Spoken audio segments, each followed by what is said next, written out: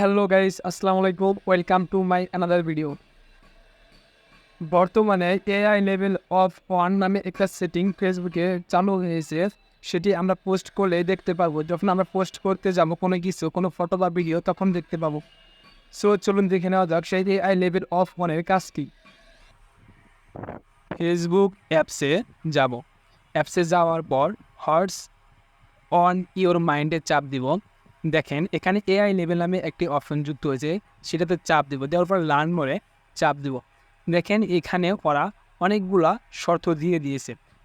শর্তগুলা যদি আমরা পড়ি অবশ্যই বুঝতে পারবো যে এখানে কি বলা হয়েছে।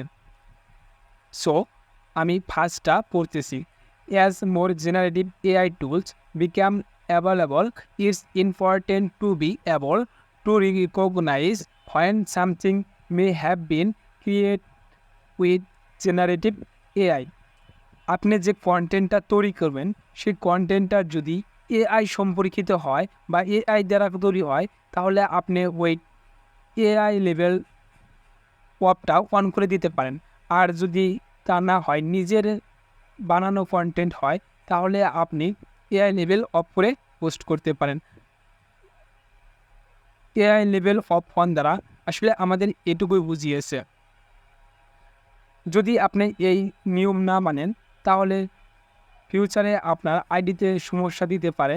আইডিতে অনেক ধরনের রিপোর্ট আর আপনার মনিটাইজও চলে যেতে পারে। So be careful. আমাদেরকে সব দিক লক্ষ্য রেখে কাজ করতে হবে। আর এখনও যারা আমার এই ফেসবুক পেজটা ফলো দেন নাই, অবশ্যই ফলো দিবেন। আর যারা ইউটিউব থেকে দেখতেছেন, তারা অবশ্যই আমার চ্যানেলটিকে সাবস্ক্রাইব করবেন।